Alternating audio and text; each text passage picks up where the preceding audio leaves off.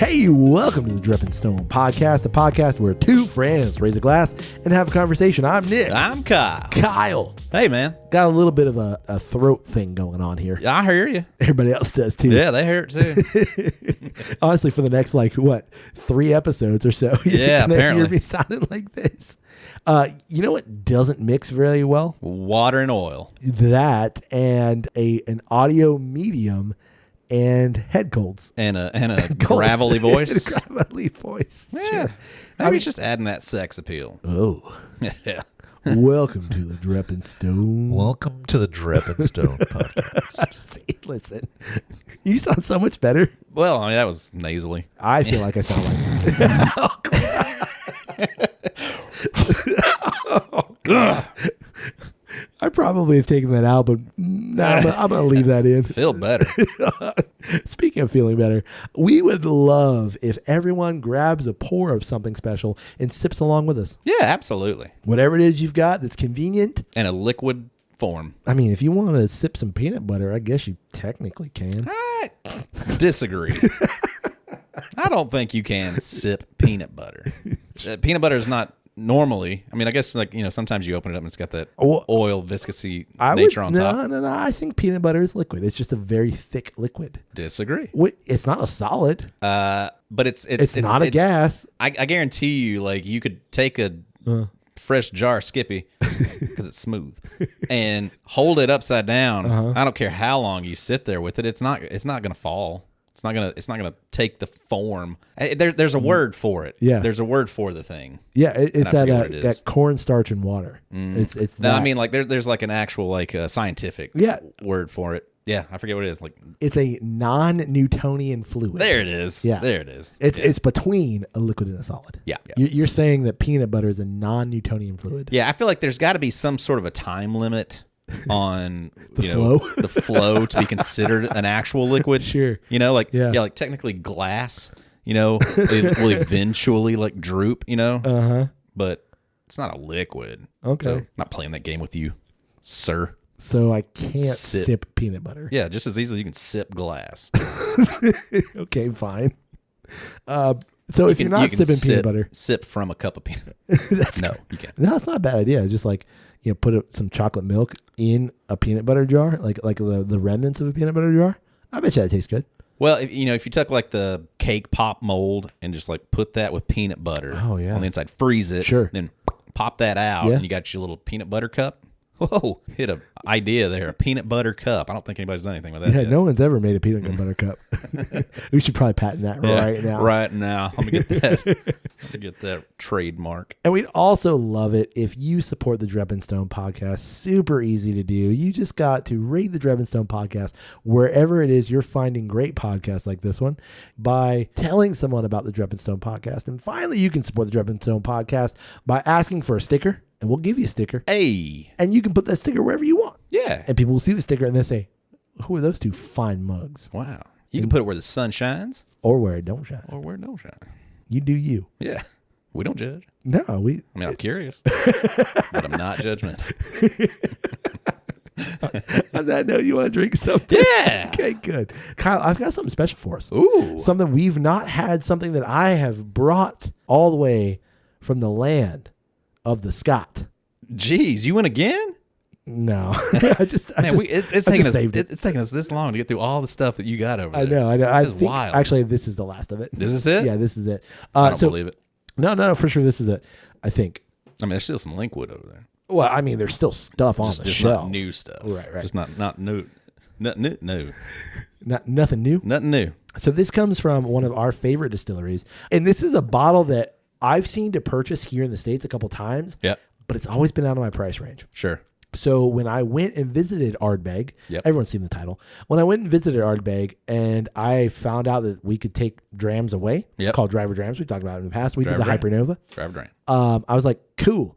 So I want one of those. And they're like, yeah, sure. I think it was maybe, 7-8 pounds versus a bottle of this, which is pushing $200-$300. I've seen it for $500. Yep. A little out of my price range. Right. But this is the Ardbeg Ardcore. There you go. Yeah.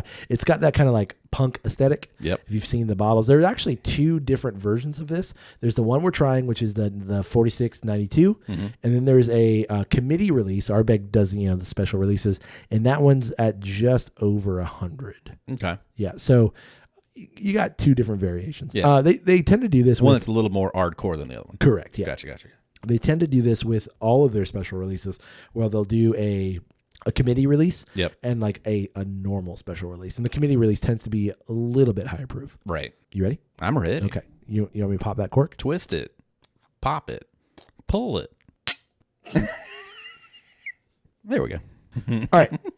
So the Ardbeg Ardcore, Kyle. Ardbeg Ardcore. I'm gonna give you a little bit of some words here if you'd like them. Would you like them? I would love them. All right. So the Ardbeg Ardcore is part of their archive expression now. It's one of those, like, you can't, they're not making it anymore. Right. You can still find bottles, but they're not making it anymore. From a distillery with more ups and downs than a pogoing punk comes Ardcore. Created with roasted black malt, roasted to the extreme, the spirit is all about what happens up front and center stage. The malt is what defines its distinctive profile. Described as tasting like biting on a spiky ball, Ardcore is a dram that wears its heart on its sleeve. It's Black Heart. Notes of charcoal and sweet smoke make for an in-your-face nose, while potent notes of aniseed and dark chocolate stamp this bottle out as one fit for the most Ardcore of fans. Interesting. Yeah, so it's I didn't using... know black malt was a thing. Yeah, it's basically malted barley. This can just, like, toast the hell out of some malted barley. Charcoaled. Charcoal's correct. Like, it's roasted. Right. It's 75% of their normal malt, and then 25% of their black malt, and then it's first fill and refill bourbon casks. Okay. Yeah, it comes in at 92 proof. 92. I do get that dark chocolate. Oh, on the nose. Yeah, wow. Right away. Wow, that is pronounced. Yeah. And I expected it to be really, really peaty, and it's not. Yeah, no. I mean, it's there. It's definitely but it's, there. I feel like, though, the ethanols are punching up. Like, I wouldn't say this is 92. Like, it feels like it's in that 110, 115 range. Sure. Maybe it's just because it's been a minute since I've had some scotch. Right. But it's also like chocolate, There's some fruit. like fruit cake. Yeah. Almost that fruit cake. It's like that one that you like. That fruit cake that's like congealed into a Loaf.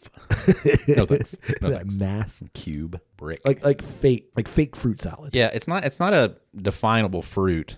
It's kind of a fruit cocktail, kind of a fruit Yeah. collaboration. It's brighter than I expected it to be. Like when the words I read were like dark and brooding. Yeah. Mean. It's not that. Yeah, no. Shall we? Okay. No sniffing time for sipping. Oh boy. Yeah, it's kind of mean on the palate. Oh boy. There's that dark and brooding. It's just charcoal. Yeah, that's Ashy. That's exactly what I expected it to taste like based off of the description. Wow. Yeah, that's Born in the Darkness. The year is 1988. Your parents have a tercel. Okay. I don't even know what a tercel is. Turd cell? That's yeah, sure. But in your 1988 tercel, your parents are smoking unfiltered Camel cigarettes. Gotcha. Which is what I sound like I've been smoking for years. And knocking the ashes into the ashtray built into the door. Correct. Yeah, I like that you see where I'm going with. Yeah, flip open. Little flippy flip. Yeah, exactly. And those ashes have been compacted down over time because the wet, muggy Alabama, Florida weather is just like it's compacted into moisture, that. Exactly. And you've now been tasked to, Kyle, go clean out the old tercel. So you go out there with your shop vac. Yeah. And you go vacuum that out. This is that smell. Yeah. You'll need a screwdriver to really dig that stuff out. It's a damn chisel. Like, yeah, this is intense, even for it just to be 92. Yeah, it is. It's a lot. It's a lot. It's aggressive. It's ashy. I mean, it's got some qualities in it. Like it's got that dark chocolate notes on the palate. Oh like yeah. There's oh yeah. The malty creaminess is kind of there. God, but it's just the aftertaste is just so ashy and it's the bitter mixed with the ash.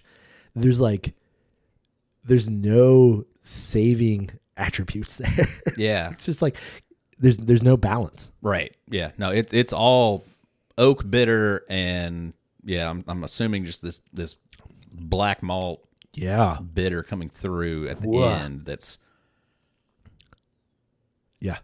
it's present. It's present. Yeah.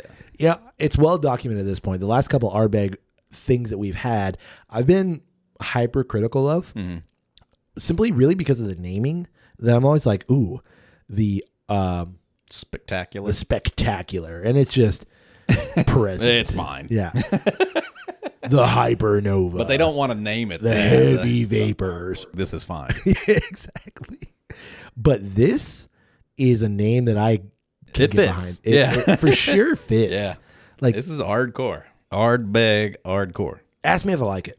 Do you like it? I don't. And honestly, like having this in the lineup, because I did have this in a tasting lineup too. Yeah.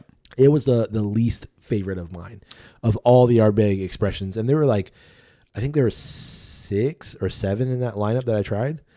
This was the one that was like, ew. Could I ask you where it was in the lineup? Do you remember? Like where I put it? Yeah. Or like Well, no. in the tasting. Where was it placed in the tasting? I don't honestly remember. I think the tasting was though aligned by proof, so I'm going to say it was Pretty fairly early early on. Yeah. Because like I'm kind of assuming that if you had this in a lineup, even though it's not high proof, it's so high bitter. Yeah. That obviously that's going to influence what you have after it. Sure. So like, do you have something like this, and then if you go to like, let's just say regular Ardbeg 10, Yeah. or even like Wee Beastie, like are those going to come off way sweeter now? I think you're Because right. this is so bitter that it's knocking that bitter back. Yeah, thinking back to that tasting, I mean, obviously it's been 8 months ago at this point. Right. I do remember that happening. Like I think that Corey Reckon was in that tasting, or maybe it was Ugdal. I know that the Hypernova and the Supernova were part of that, and this was part of it. So you've got so many things battling, obviously, in a tasting like that. Right. But I remember this being the one that was like, oh, like there's very little balance there, and it is what it says it is. It's turned up to 11, Right. and it's distortion. Yeah, and it's trying to push that boundary of like, well, it's too much. Yeah, and I like it for that, Yeah, agreed. but I don't think I'd want a bottle of it. Yeah, I mean, it's one of those things of one. I don't think I'd want a bottle of it. Just like I hate to say it, but I'm kind of snobby that way in terms of if I'm going to pay that much for a bottle, I want it to have some proof along with it. Sure.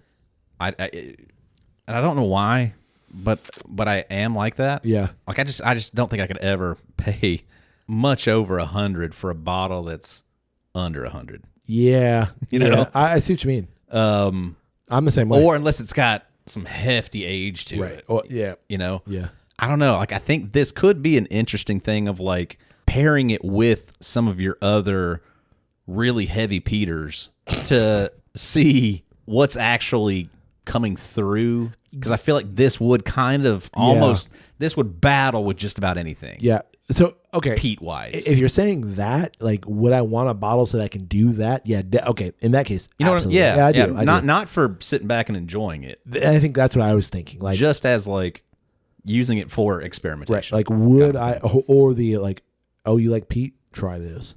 You know, like, just those kinds of environments. Yeah. Yeah, because like I'm already like thinking of like, okay, cool. So like, yeah, if you put down like throw down some heavy peaters on this thing, Yeah. like Octomore, Port Charlotte, like some of those things, like, and really kind of navigate and investigate peat, Yeah. this would definitely have its role in that. Okay, you're right. So if you did like, you're doing tasting for some people, and you're like, no, we're gonna do Pete, No. capital P Yeah. EAT. Yeah. In that case, I see the point. Yeah. And like I'm in a weird like mind space right now with my whiskey anyway, of like where I'm trying to like whittle things down and have less of a huge collection of things and just have like specific things. So yeah, to have something like this that's this aggressive and challenging Yeah. in and of itself would be, I don't know if I'd need a bottle of it just to enjoy on its own. Especially at the price point that I know you're gonna find it at. Yeah. It's even another one of those things of like, I wish this is like something they would have in a 3, Right. what would it be, 375? Yep. That I could have, and spend less money, still have it, and still have to be able to play around and experiment with, where I don't have to have the full Right. 750, just because like it's just going to sit there for too long, and I just like that's a deterrent for me of purchasing the thing. Yeah, I mean, we've made that argument before, and I stand by it. Like, you could sell more whiskey at an actual bigger price, Right? Because people are going to like, you know what, I do want to try it, but I don't want a full bottle. Yeah. Yeah. All right, Colin, now that we've got a pour. Wait, Oh, sorry. does this continue you on your disappointment of Ardbeg? No, it doesn't. Interesting. And it doesn't because it is what it says it is. Oh, for And sure. I think that's, Yeah. I mentioned this a little bit earlier, but I think that's my disappointment in Ardbeg in some of the newer releases is that it isn't what it says it is. Right. It doesn't really fit the branding. Right. So like, I like Ardbeg's branding. Like I'm for it, but it better be on point. Yeah. And this, it's on point. Yeah, for sure. It is. Like you did the thing. Yeah. So now I'm not disappointed by it. Again, would it be something that I want? No, but I'm okay with it. Yeah. I appreciate the experience. Agreed. Yeah. Agreed. Add it to the Rolodex, filed away. There you go. Yeah. Close that file and cabinet. Exactly. All right. Now that we have a pour, We got a pour. what would you like to talk about this week? Saw a little article about how I think it was all 50 states. I think so. In these United States, of how every state has put into motion or is in the process of putting into effect a right to repair Yes. on items, that all items, manufactured items, should have the ability. I didn't look into the details of it, but basically the concept is that anything that you buy, you should have the ability to repair that item. Right. So like if it's a cell phone, if it's some really complex piece of technology, equipment, whatever it may be, a lawnmower, a car, a toothpick holder, regardless of what it is, like you should have the ability that if it has moving parts, to replace those parts and fix it on your own, Right. affordably, and to not have to just get rid of the entire thing and buy an entire new item. Yeah. So this is kind of pushed forward by it's Regular Joes, just your average Joes. Yeah. You know? Yeah. But what I mean is like car manufacturers and technology manufacturers, I think are the easy targets here. Yeah. In that rather than, repair your device or, get a new battery or repair your car, it's just time to upgrade it. Like you just got to upgrade it. Right. And so the movement as a whole, and you're right, like I didn't do a whole lot of research into it as well, but the movement as a whole is we should, as the lay person, we should have the right to repair those devices rather than be pushed to upgrade or be pushed to, well, that thing's just broken. You just need to buy something new. Right. I think that like we always kind of have the ability, like in air quotes, of like you have the ability to repair this, but it's the accessibility to repair those things is not prevalent. Right. It's that, like the kind of famous thing of like if you buy a Harley, you've got to take your Harley to the Harley dealership to get its oil change because there's special tools and like they're the only ones who really know how to do it, that Right. kind of thing. Whereas it really should just be, this is easy to repair, this is accessible, we can do the thing. Right. And so that's what that movement is. Oh yeah. And that's what got me like, I've heard about this concept of right to repair for several years, Yeah. and it's always been something that like I completely agree with. Yeah. Like we both have Nintendo Switches, Yeah. and those controllers are those trash. Switches suck. Originally they were. Yeah. Maybe They've got better. Maybe they're better now. Yeah. But that first generation, they were trash. Yeah. But luckily enough, like you could either go and buy a whole new controller and chuck the old ones, but they did have, and you told me about it. Yeah. There was like a repair kit where you could tear your controller apart and replace the pieces, put it back together, and worked great. Yep. What gets me so excited about this is that there's a certain amount of like satisfaction Yeah. that you gain from just like figuring it out, understanding what you need to do, solving the problem yourself, and certainly financially having a bit of a reward for that. Yep. And just the fact that you're not wasting and you're not just like throwing stuff away unnecessarily, that you can repair the thing yourself and continue on using it. There's just something that gives you like a good feeling about that. Yeah. I think this also comes from, or the right to repair idea is also that the manufacturer of the item is not purposely withholding the ability to repair that thing. Yeah, they can't be dicks about it.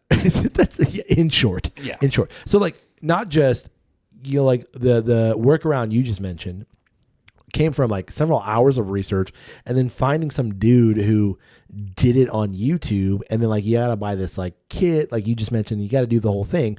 Whereas right to repair would be like Nintendo essentially saying like, yeah, this thing can break. Here's how you fix it. Here's the way. Here to are the fix parts. it. Exactly. Here's a little repair kit. That Whether they sell the repair kit or whether they say like here's a third party that we trust, go do that, which is something that a lot of especially tech and newer cars are not good at doing at all. Right. Like I know you've worked on cars in the past and your dad owned a junkyard and your family did the whole thing. Mm-hmm. Do you remember Hanes manuals? That like underwear? Nah. I think it was Haines. I think. That's the same, isn't it? Nah, I think Hanes is like Hanes. I think. I don't know. Yeah, I think you're right. So Hanes manuals were car manuals that like basically you could diagnose any issue within your car as long as you had this manual. Troubleshooting. Yeah, like you needed some know-how to be fair. Yeah. But I don't know if like the Hanes company, like they were the ones who produced these and like that was it, or if they worked in conjunction with the car manufacturers. But I don't know if you've cracked open your car manual. Ain't nothing in there about how to repair anything. Yeah, Ain't nothing in there how to use it. Right. Well, sure, but it's not user friendly. It doesn't explain anything to you. You can't open your car and like reasonably figure anything out. So I think like right to repair and like with the phone, I don't want to get ahead of myself, but Apple's not producing a manual of, hey, if your iPhone breaks, here's how you fix it. Yeah. Now we'd rather you just buy a new one. Walk into an Apple store and we'll fix it for you. Right. And so now we can charge you what we want, a la Harley. So the right to repair idea is that Apple or Samsung or Toyota or whatever would make available the information for you to be able to do that. Right. Like, sure, that's not saying that like you're not going to have to take it to some person that has, a specialized set of knowledge, but that the ability to repair it is available. Right. And I think that's great. I'm all for it. Just because like I do appreciate the ability to fix a thing, and I like to fix a thing when I can. Yeah. I think it's a very kind of like nostalgic, kind of an old school way of doing things. Of like I literally just had a conversation with my mother the other night. My mom sews a lot. Yeah. She has been sewing on the same sewing machine for 40 years, and she said, even if this one were to eventually break down and something were to happen to it, I would immediately try to find this exact machine again. Right. Because it is computerized. It's got some technology involved in it, but it's not overly complicated. I do know how to take care of it. I know how to, break it apart and service it myself. And I don't have to take it in every 6 months to a guy to have it done. So I trust this machine. Right. And I would want to just continue sewing on that machine. Yeah. So it's that kind of a thing of like, especially with just technology now, we're going so far where everything's got a touch screen and the ability to repair the thing is just kind of out of reach. Right. And it just seems foolish in a way. Well, I don't want to get too conspiracy theory about it, but I think that there's a certain level of that's what these companies want. They're making things to break. Right. There is no longevity right. of the thing. Like, you ever been in a restaurant kitchen? I have, yeah. Yeah. Those like big Hobart stand mixers, you know what I'm talking about? Yeah. Like they're 5 feet tall. Yep. They look like they weigh big old drum. Yeah, they look like 1,300 pounds. Yep.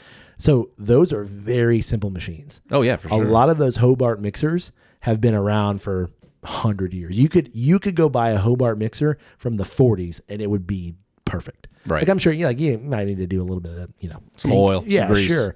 But like those machines, first of all, they're simple machines, but they were made to stand up to a hell of a lot. Right.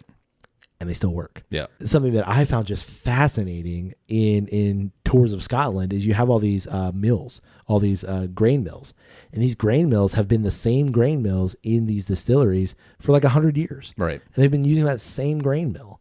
And it's just because it's a simple thing and it's made to be repaired and it's made to be worked on. And that also brings about more trust. And sure, the company in the long run, I guess, would make less money, but then if you were to charge me more for the thing, but I know that that thing is going to last me, 15, 20 years or more, and you like tout that, like this is going to last you a long time, then people are going to be more apt to buy a slightly more expensive thing, and they're going to be more apt to repair that thing too. Yeah. And so you create less trash. Yeah. I think that's kind of like the waste aspect of it is probably like the biggest beneficial aspect of it for me. Yeah. As long as you're like continuing to make the thing out of heavy duty materials.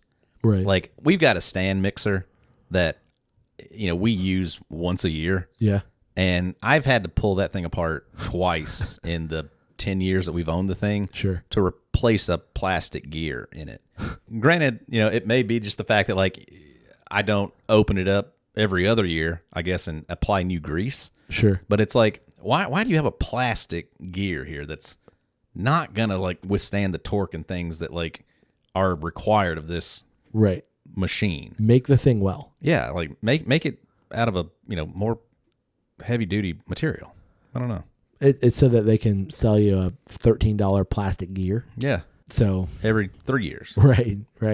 Versus, you're going to need to replace this every 10 years. Or person's not going to be that. They'll just chuck it Right, and and buy a whole new $500 So stand mixer. I think this is a thing that I can get behind. Yeah, this is cool. And I support it. Yep, me too.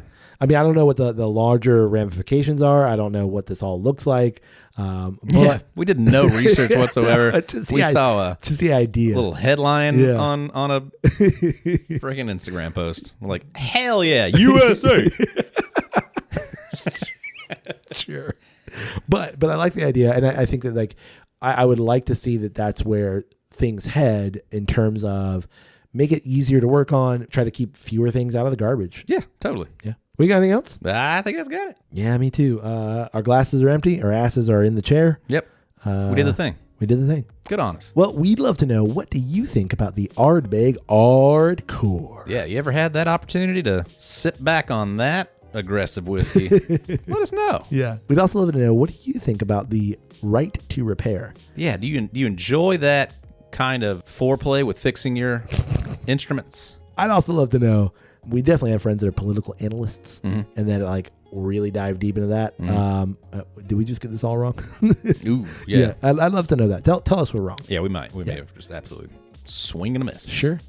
And I'm okay with it. I can own up to my failures. Oh, yeah. No. I've struck out many times. Oh, for sure. Yep. I mean, like, a good batter is striking out half the time. Like that's a great batter, actually. Yeah, that's like probably the best ever.